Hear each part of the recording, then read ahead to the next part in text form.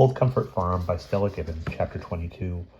In 15 minutes, they were all going in at the farm gate, chattering and laughing and experiencing that curious exultation which always follows a wedding or a funeral, and how gay and cheerful the farm looked with the awning all bravely white and crimson in the sun, and the wreaths of flowers and the rosy clouds of peonies shining out of the darkness of the kitchen through the open door. And oh look, someone had put a rope of wallflowers and geraniums round the neck of Big Business, who was proudly stamping round the big field and pausing to stare over the hedge at the wedding guests with his huge soft eyes. "What a charming idea, so original," said Mrs. Hawk-Monitor, thinking it was rather indelicate. "And the cows I see are also wreathed. Quite an idea." Adam came forward. The desolate Atlantic pools that were his eyes were filmed with ready tears of 90 years. He stopped in front of Elfine, who looked kindly down at him and held out his cupped hands. "A wedding present for you, matey," he crooned, much to Flora's annoyance, who was afraid the ice would melt and the champagne be tepid. "A gift for my own wild marsh ticket." And he opened his hands, revealing a marsh ticket's nest with 4 pink eggs in it. "Oh, Adam, how sweet of you," said Elfine, pressing his arm affectionately. "Put it in thy bosom. 'Twill make ye bear 4 children," advised Adam, and was proceeding to give further instructions when Flora broke up the meeting by sweeping Adam before her toward the kitchen with the soothing assurance that Elfine would certainly do as he suggested when she had had something to eat. She led the way into the room, followed by the bride and bridegroom, Mrs. Hawk-Monitor, and Joan, Ralph, Penn-Harrigan, Reuben, Micah, Mark, and Luke, Caraway, Harkaway, Ezra, Phoebe, Susan, Letty, Mr. Mybug, and Rennet, Jane, and, following somewhat in the rear, such minors as Mrs. Beadle, Mark Dollar's Nancy, Agony, and the jazz band, Mark Dollar himself, and Irk and Miriam, to say nothing of Mrs. Merthyr from the condemned man, and a number of other worthies whom Reuben considered were entitled by their connection with the farm to come to the feast. These included the 3 farm hands who worked directly under Mark Dollar and old Adam himself. As she crossed the threshold and passed from the hot sunshine into the cool garden, Flora suddenly stepped aside to let the guests have a clear view of the kitchen, and somebody, who rose from a chair wreathed in peonies, greeted them with a ringing cry.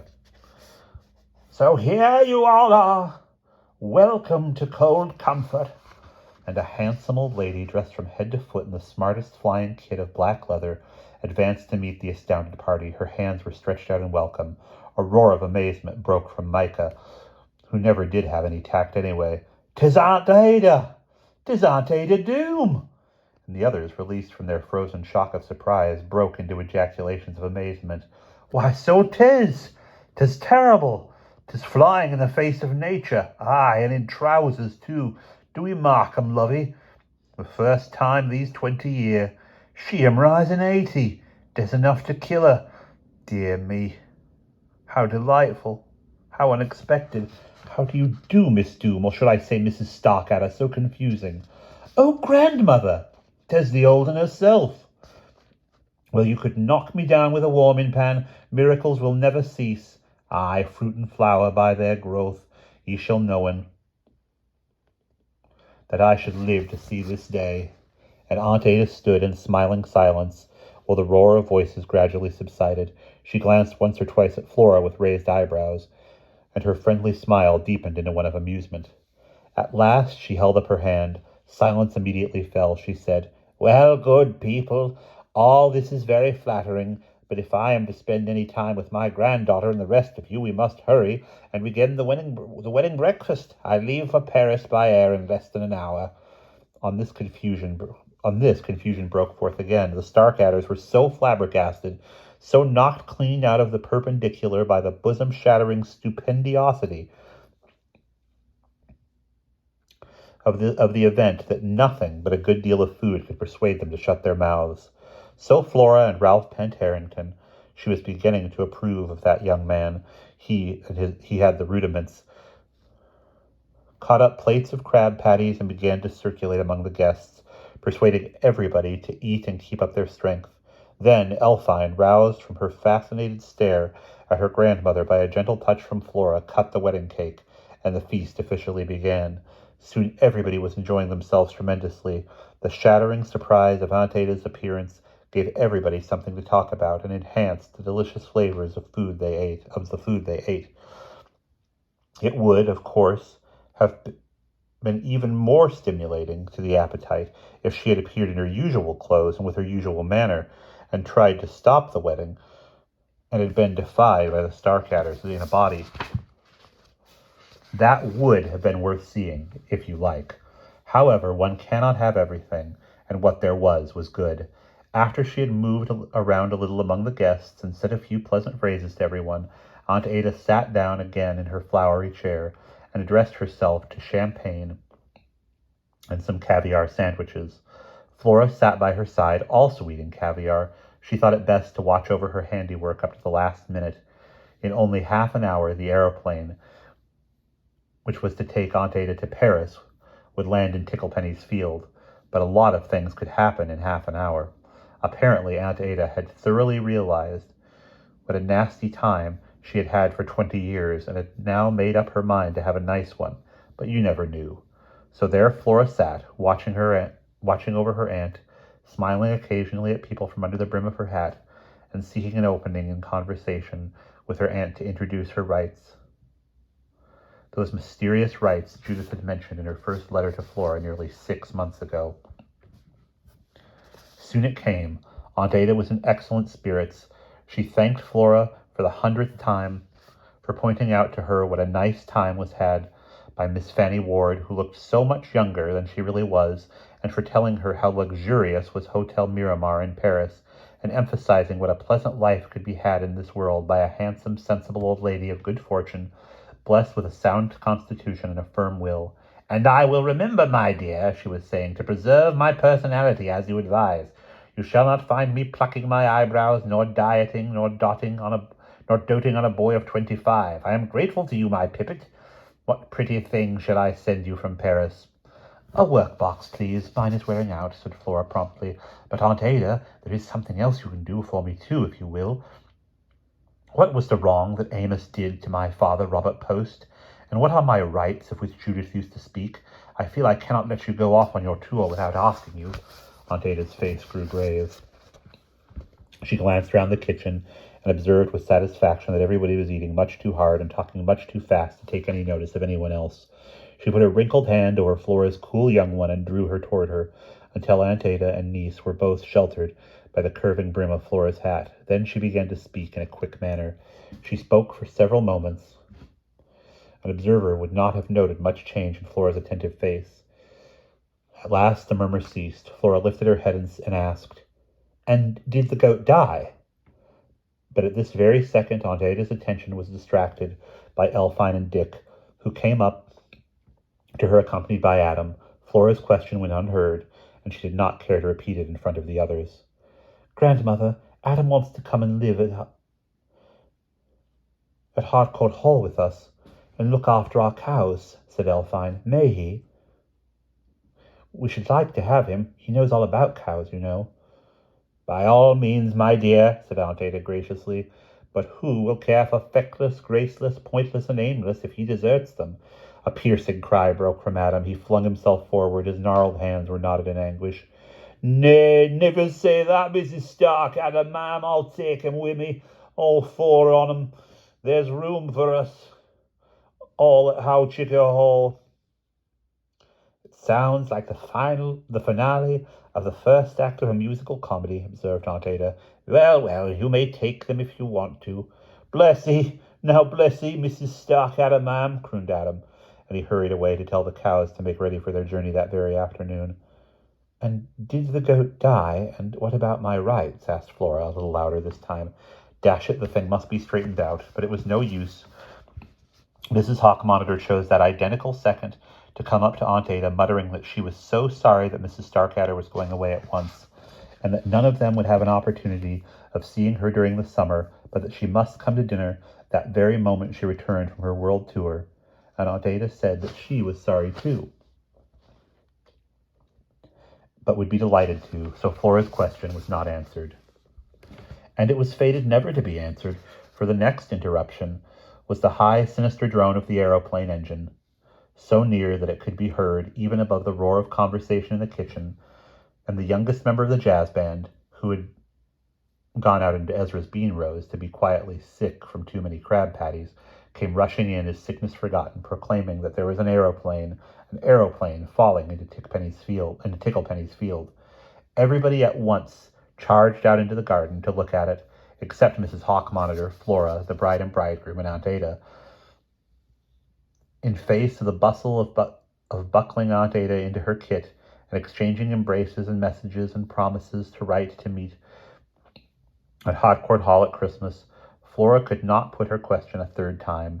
It would have been ill-bred. She must just relinquish her rights, whatever they might be, and be resigned never to know whether the goat died or not. Everybody streamed out across the field to see Aunt Ada off. The pilot, a dark, cross-looking young man, was presented to his obvious repugnance with a piece of wedding cake. They all stood round the machine, laughing and talking, while Agony Beetle dashed somebody else's glass of champagne over the propeller, and Aunt Ada made her farewells. Then she climbed into the cockpit and settled herself comfortably. She tucked her chin deeper into her helmet and looked down with smiling benevolence on the assembled Starkadders. Flora, standing close to the machine, had her shoulder patted and was thanked again in a low voice for the transformation she had achieved in her aunt's life. Flora smiled prettily, but could not help feeling a bit disappointed about the goat and the rights. The propeller began to revolve. The machine trembled. "3 cheers for Aunt Ada!" cried Urk, flinging his Volskin cap in the air. They were just at the beginning of the third hurrah when the machine took a run forward and rose from the ground. It skimmed the hedge and rose to the level of the elms, and above them, the crowd had a last glimpse of Aunt Ada's confident face turned over her shoulder to smile. She waved, and still waving, was carried from their sight into the heavens. "Now let's go back and drink a good deal more," suggested Ralph Penharrington, taking Flora's hand in a similar but rather pleasing way. "Dick and the Sposa will be leaving off in half an hour, you know. Their plane is timed for 3:30. "Goodness, it's nothing but people going off in aeroplanes," said Flora crossly. "I had best go and help Elfine change her dress." And so, while all the others flowed back into the kitchen and sank their fangs into what was left of the provender, she slipped upstairs to Elfine's room and helped her put on her blue going-away suit. Elfine was very happy and not at all tearful or nervous. She embraced Flora warmly, thanked her 1,000 times for her goodness, and promised solemnly never to forget all the good advice Flora had given her. The latter placed in her hands a copy of the Higher Common Sense, suitably inscribed, and they went downstairs together, affectionately entwined. The second aeroplane came down to the big field opposite the farm, punctual to the second. Big Business had been led away by Micah a few moments previously, a suggestion from some of the blither spirits to the effect that he should be left there to see what he makes of the aeroplane, having been vetoed by Flora. The second departure was noisier than the first. The Starkadders were not used to drinking champagne, but they liked it all right. There was a great deal of cheering and some tears from Susan, Prue, Letty, Phoebe, and Jane, and Miriam, and some thunderings from Micah warning Dick to be good to his lily flower. Flora took advantage of the scrimmage to slip back to the kitchen and warn Mrs. Beetle, who was somberly beginning to tidy up, not to open any more champagne. "Only in case of illness, Miss Post," promised Mrs. Beetle. When Flora got back to the field, the aeroplane was just rising from the ground. She smiled up at Elfine's lovely little face, framed by the black flying cap, and Elfine blew her a tender kiss. The roar of the engines swelled to a triumphant thunder. They were gone. "Well, now will you come back and drink a good deal more?" asked Ralph Penharrington, showing an inclination to put his arm round Flora's waist. Flora dodged him with her prettiest smile. She was so wishing that everybody would go home. The wedding breakfast seemed to have been going on forever, except that this was a cheerful occasion, and the other had been a dismal one. It reminded her of the counting. "Oh," she said, "I shall never know what it was that Aunt Ida saw in the woodshed. How I wish I had asked her about that as well." In the kitchen, the party was at last showing signs of breaking up. All the food was eaten, all the drink had gone long ago. The pretty ropes of flowers were fading in the heat. The floor was littered with crumpled paper napkins, cigarette stubs, crushed flowers, champagne corks, spilt water. The air seemed to sink under its burden of tobacco smoke and mingled smells. Only the rose peonies were unharmed. The heat had made them open to their full extent, so that they showed their hearts of gold. Flora put her nose into one. It smelled sweet and cool. She endeavored to compose her spirits. She was conscious that for the last hour they had been agitated and melancholy. What could be the matter with her? She wished only to be alone. It was with some difficulty that in saying goodbye to everybody at the door of the kitchen, she had maintained an air of cheerfulness, but she was comforted by the fact that everybody seemed to have had a perfectly lovely time. Everybody, especially Mrs. Hawkmonitor, congratulated her upon the organization of the wedding breakfast and the deliciousness of the food and the elegance of the decorations. She received invitations to dine with the Hawkmonitors next week, to visit Mr. Mybug and rent it at the studio with Sink, in which they proposed to live, in Fitzroy Square. Irk and Miriam said they would be honored if Miss Post would come to tea at Bywaite's, the villa which Irk had bought out of his savings from the Watervole trade, and into which he and his bride would move next week. Flora thanked them all smilingly and promised to go to all of them. One by one the guests departed, and the Starkatters, sleepy with champagne and the novelty of enjoying themselves in a normal manner, slipped away to their bedrooms to sleep it off. The figure of the last guest, Agony Beetle, disappeared over the curve of the hill on the path that led down to Howling, accompanied by the jazz band. Quiet, which had been driven from the farm at 6 o'clock that morning, began timidly to creep out of shadowy corners and take possession of it once more. "Miss Post, you look done up. Come for a run in the old bouncer," said Ralph Pentarrington, who was about to start his 8-cylinder Volti, which stood in the yard. Flora came down the 2 little steps leading from the kitchen door and crossed the yard in the car. "I don't think I'll come for a run, thanks," she said, "but it would be very kind of you if you would take me down into the village. I want to telephone." He was delighted. He made her get in beside him at once, and soon they were spinning down the hill into Howling. The speed made a wind of grateful coolness that fanned their flushed cheeks. "I suppose you wouldn't care to dine with me in town tonight. Marvelous evening. We must dance at the New River if you like." "I would have loved it, but the fact is, I've just made up my mind to leave the farm tonight. I shall have packing and things to do. I'm so sorry. Some other time it would be delightful." "Well, but look here, couldn't I run you back?" The car stopped outside the post office. Flora got out. "Again, I'm so sorry," she said, smiling into his disappointed young face, "but I think my cousin is going to fetch me. I'm just going to see if he is at home. We made the arrangements months ago. Fortunately, there was only a delay of a few minutes at the Hertfordshire Exchange." Flora, waiting in the stuffy telephone box, was not in the mood to be sensible about delays. She had not even started to fume when the bell rang, sounding deafening in that narrow space. She took off the receiver and listened. "Hello," said Charles's deep, quiet voice 70 miles away. It was made tiny by the distance, but not less musical. She gave a little gasp. "Oh, hello, Charles, is that you? This is Flora. Look here, are you doing anything tonight?" "Not if you want me." "Well, could you be an absolute angel and come and fetch me away from the farm tonight in Speed Cop II? We've had a wedding here today, and I've tidied everything up. I mean, there's nothing left for me to do here, and I really am rather tired. I would like to be fetched, if you could."